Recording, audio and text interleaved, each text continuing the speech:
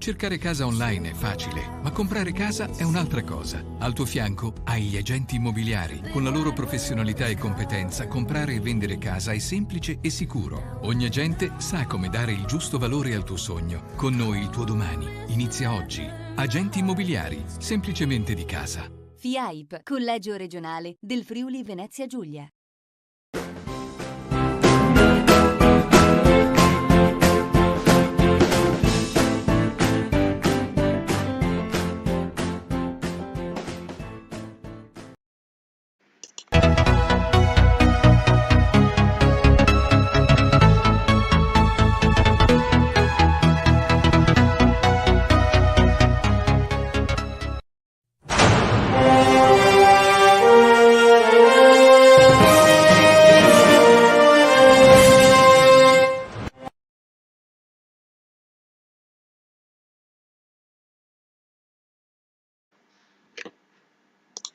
Un cordiale buon pomeriggio, gentili amici e amiche, la visione all'ascolto, altra edizione per quanto riguarda le notizie e i servizi dal Friuli Venezia Giulia di infofriulitv.net. Apriamo subito con la cronaca, ne avevamo già dato in anticipo per quanto riguarda l'incidente stradale che si è verificato nel primo pomeriggio di oggi a Monfalcone, perché un uomo di Staranzano alla guida della propria auto, per indagini in corso di accertamento da parte della polizia locale della città dei Cantieri, è finito per una manovra errata all'interno del canale che corre lungo via Risorgive. Lo stesso è riuscito ad uscire dal mezzo prima di rimanere intrappolato al suo interno. Sul posto sono giunti i sanitari in ambulanza dal vicino nosocomio di San Polo. Viste le ferite riportate, è stato deciso il trasferimento con l'eliambulanza e successivo ricovero a Udine. Non sarebbe in pericolo di vita. Sul posto una squadra dei Vigili del Fuoco del locale distaccamento, assieme ai colleghi giunti da Gorizia con l'autogru per ripescare l'auto, e la squadra comunale della protezione civile che sta vedendo anche per quanto riguarda il discorso relativo all'eventuale inquinamento, visto che l'auto è finita dentro e comunque c'è dell'olio che chiaramente è fuoriuscito dal mezzo. Insomma, sono sul posto per capire se ci sono dei cosiddetti inquinamento ambientale.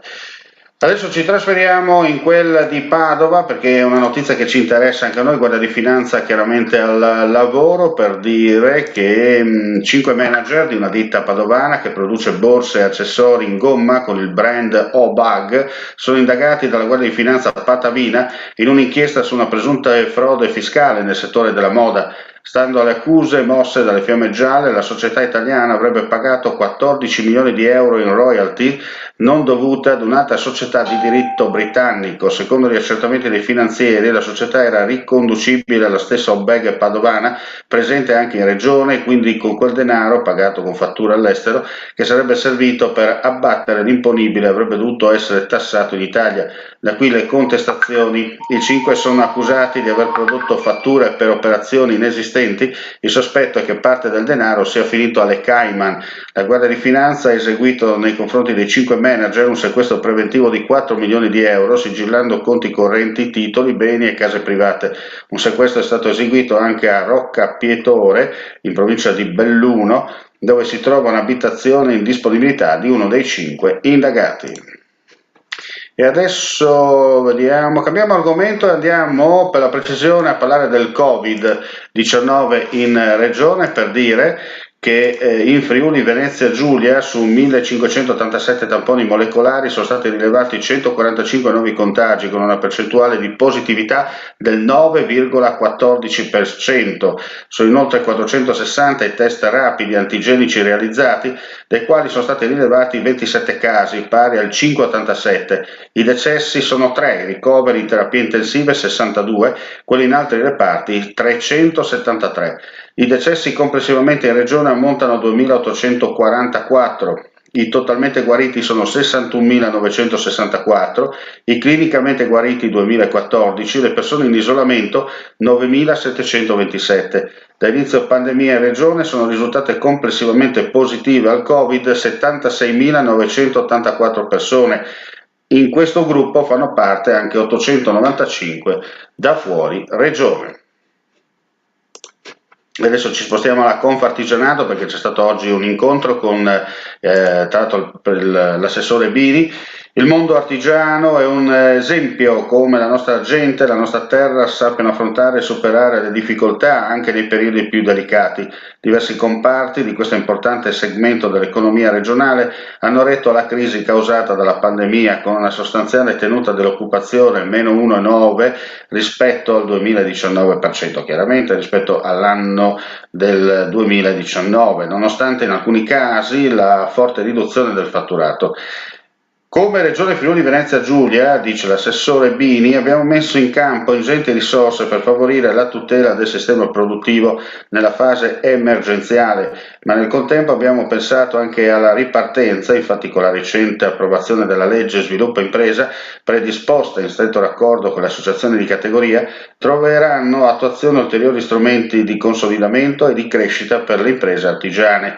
Lo ha evidenziato, come detto, l'assessore alle attività produttive Sergio Emilio Bini, intervenendo a Udine nella sede di Confartigianato Imprese alla presentazione della 30ª indagine congiunturale dell'artigianato in provincia di Udine.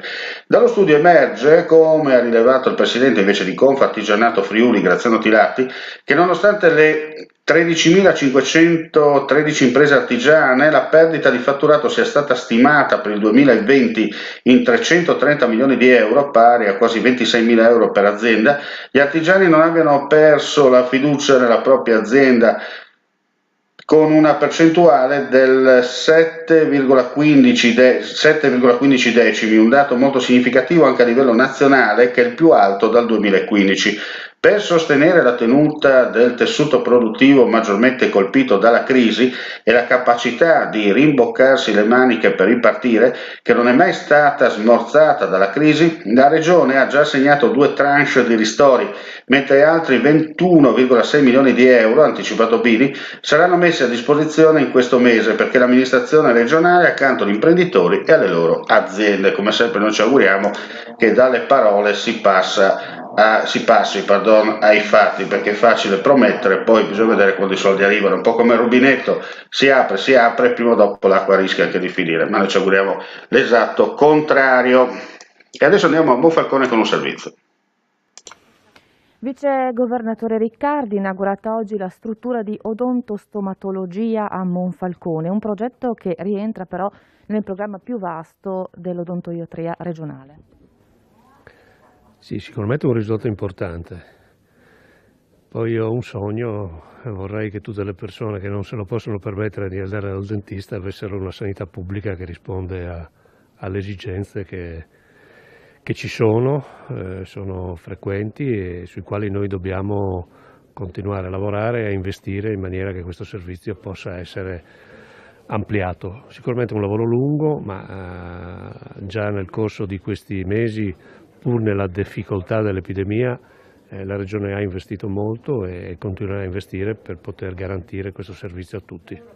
Il servizio potrà essere esteso anche alle altre aziende del territorio? No, lo deve essere perché il servizio sanitario è unico, qui c'è un'esperienza che va avanti da tempo, la nostra convinzione è che questa attività debba essere spinta, implementata e aumentata proprio per tutti coloro che non se lo possono permettere anche nelle altre aziende. Di questo abbiamo già cominciato a mettere i ferri in acqua e speriamo che questo virus ci abbandoni e così avremo più tempo e concentrazione per poterci dedicare a questi che sono i servizi fondamentali che la sanità pubblica deve assicurare. Ecco, prima di chiudere vi diamo un aggiornamento in merito all'incidente stradale avvenuto, ricordo, nel primo pomeriggio di oggi in via Risorgive a Monfalcone. La persona, ripetiamo, è uscita dalla propria auto ed è stata poi tratta in salvo. Chiaramente, vista le gravità anche delle ferite riportate, è stato necessario il suo ricovero a Udine, dove si trova tuttora ricoverato, come detto, con l'ausilio dell'Eni Ambulanza. È stato poi trasportato nel capoluogo friulano, dove si trova, ripetiamo, ricoverato in gravi condizioni, ma secondo le informazioni che ci sono giunte in redazione è fuori pericolo di vita. Noi avevamo dato all'inizio che l'uomo, perché queste erano le indicazioni che ci erano state date, è di Staranzano, invece ci dicono che si tratta di un uomo che ha la guida della propria auto ma residente a Sagrado, sempre in provincia di Gorizia, dunque non a Staranzano come detto in apertura ma a Sagrado. Chiaramente siamo in diretta, abbiamo corretto al volo, perché queste sono le notizie che ci arrivano, noi man mano che ci arrivano facciamo subito gli aggiornamenti in tempo reale. Sono le 17.04 di lunedì 1 marzo, come sempre vi ringrazio per la visione e l'ascolto, vi diamo appuntamento intorno alle 23, chiaramente seguendo la panoramica della nostra programmazione con Linea Notte in versione audio giornale per gli aggiornamenti, i servizi eventuali che ci arriveranno e le ultimissime. Restate con noi per quanto riguarda invece l'informazione, perché nel corso della giornata comunque continueremo ad aggiornare le nostre pagine social attraverso il nostro sito e via dicendo su quello che accade. Resta inteso che se ci sono, nel caso in cui la cronaca dovesse chiamare, come si dice in questi casi, apriremo delle finestre straordinarie, ma ce lo auguriamo di no, perché insomma ci auguriamo che tutto prosegua nel migliore dei modi. Ripetiamo, 17.05 per chi ci guarda in diretta, grazie come sempre per la visione e l'ascolto, appuntamento alle 23 per l'audio giornale edizione notte. Restate con noi per quanto riguarda gli aggiornamenti invece nel corso del pomeriggio e della serata attraverso le nostre pagine web di friulitv.net. Oggi siamo a Zoppola, nella nostra sede del Friuli occidentale, però non manca l'hashtag, come si dice in questi casi. Mandi e alla prossima.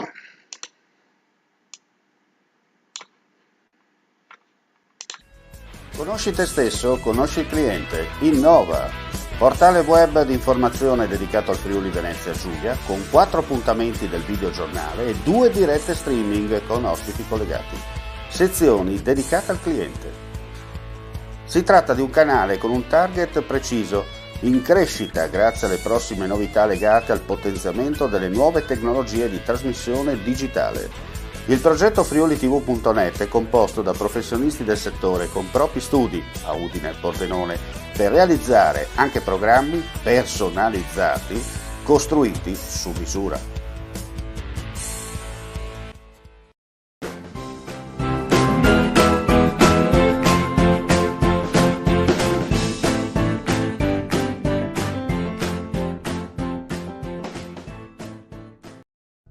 Cercare casa online è facile, ma comprare casa è un'altra cosa. Al tuo fianco hai gli agenti immobiliari. Con la loro professionalità e competenza, comprare e vendere casa è semplice e sicuro. Ogni agente sa come dare il giusto valore al tuo sogno. Con noi il tuo domani inizia oggi. Agenti immobiliari, semplicemente di casa. FIAIP, Collegio Regionale del Friuli Venezia Giulia.